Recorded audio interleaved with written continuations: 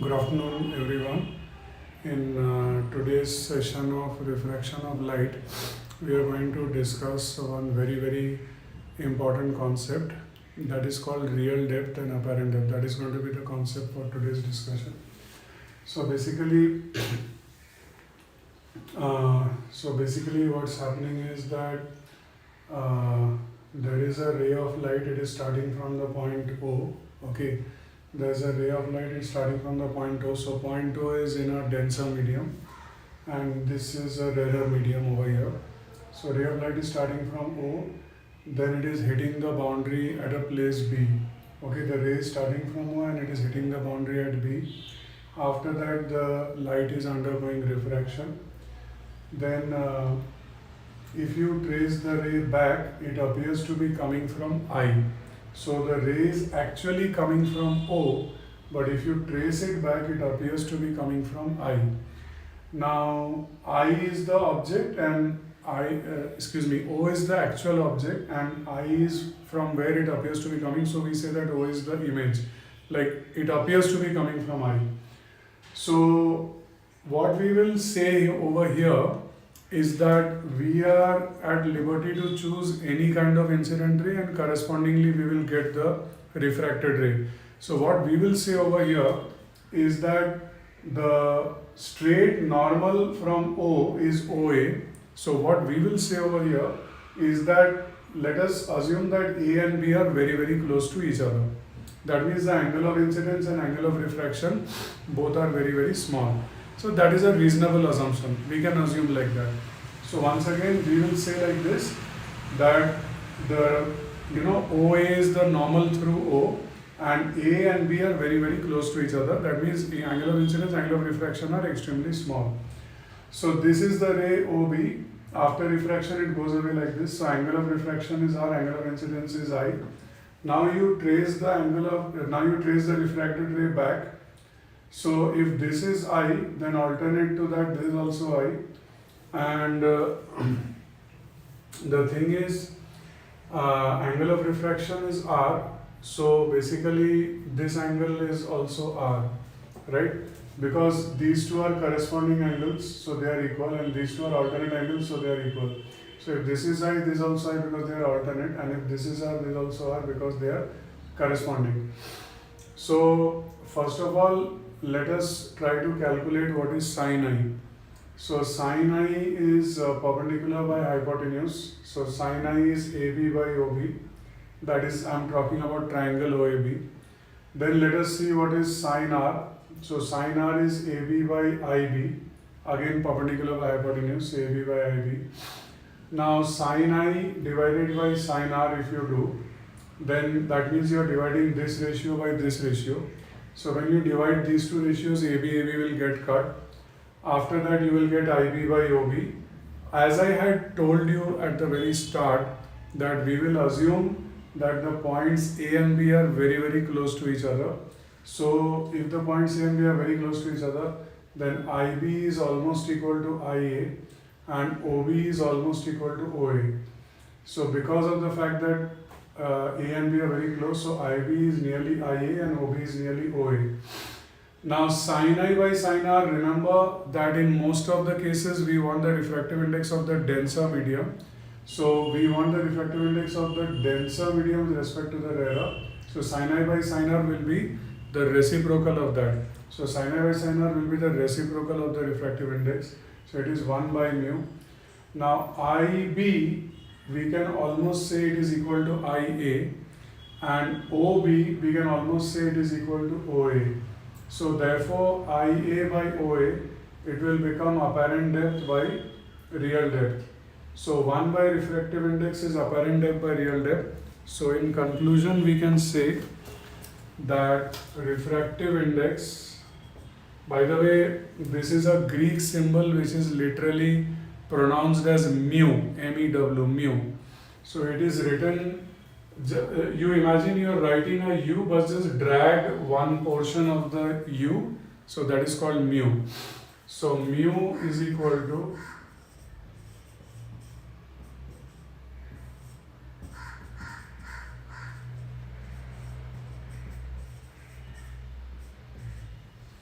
real depth by apparent depth. So mu will be real depth divided by apparent depth. So this will be the way to calculate the refractive index of this one is a denser medium with respect to that one is the rarer medium, right? So the topic for today is this concept of real depth and apparent depth. And by the way, the difference between real depth and apparent depth is called shift. Okay, the difference between real depth and apparent depth is called shift. So we can also say that shift is real depth into 1 minus 1 by mu. We can say like that. See, this is a very comfortable formula because in this formula, the advantage is that we are not bothered about the apparent depth. Apparent depth is usually not a very comfortable index. So the shift will depend on what? It will depend on the refractive index, mu, it will depend on the real depth, and it will also depend on the wavelength of the light, because I told you the last session that if the wavelength is more, refractive index will be less. If the wavelength is less, refractive index will be more. So this is the topic.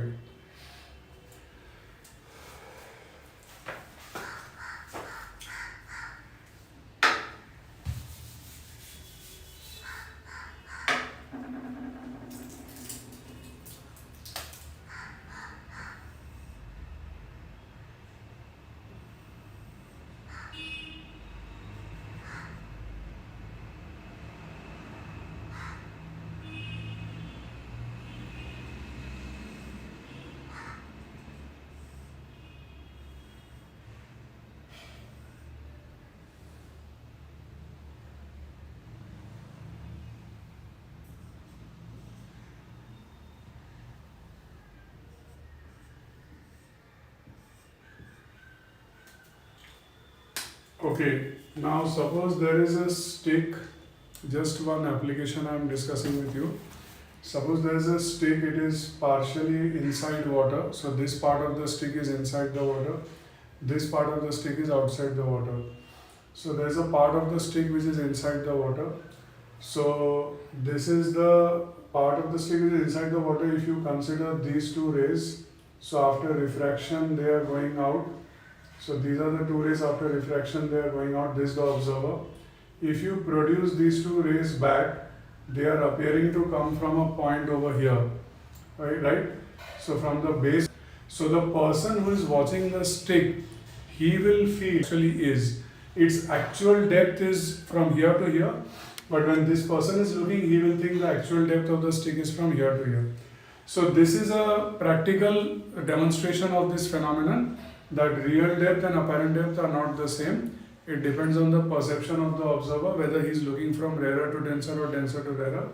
And this is just a practical demonstration, and the mathematical calculation is this. So this is the topic for today, real depth and apparent depth. So as usual, I will be giving you some homework questions.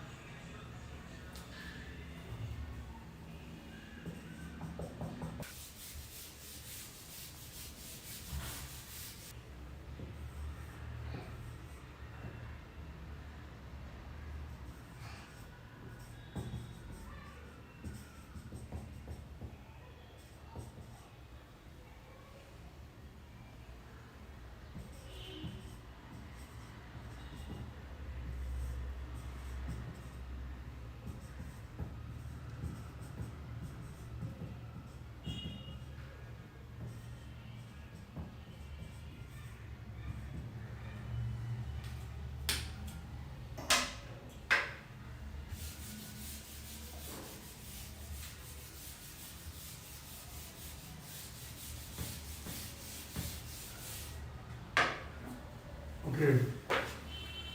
the second homework question, so the first homework question is that there is a tank in which water depth is 2.7 meter and refractive index of water is 4 by 3. What is the apparent depth? This is the first. Actually, the depth of the coin is 12. Refractive index.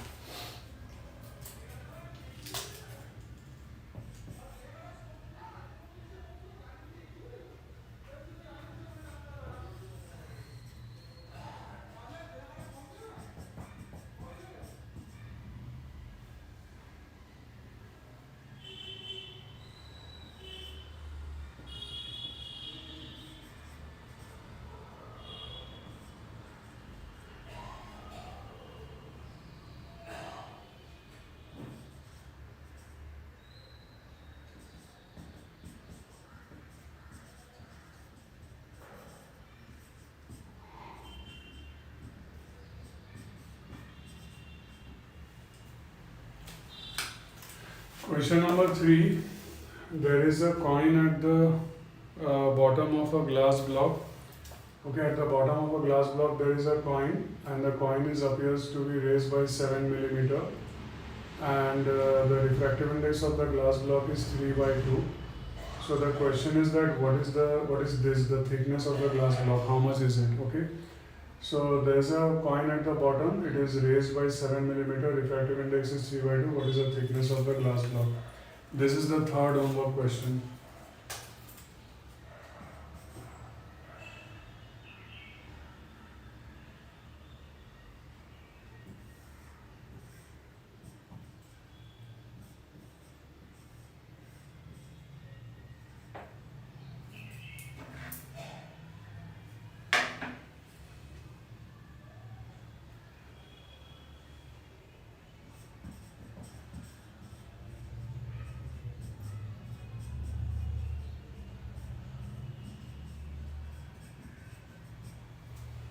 Okay, the fourth homework question is that there is a fish which is under the water, okay, and the fish is looking at an object of 1 meter height above the water. So the fish is under the water, the fish is looking at an object of 1 meter height above the water. So will the fish look at the object and think that it is taller or is it shorter? What will be the perception of the fish? Will the fish comment that this object is taller, or will the fish comment that the object is shorter? So, and you will have to draw the ray diagram to explain your answer.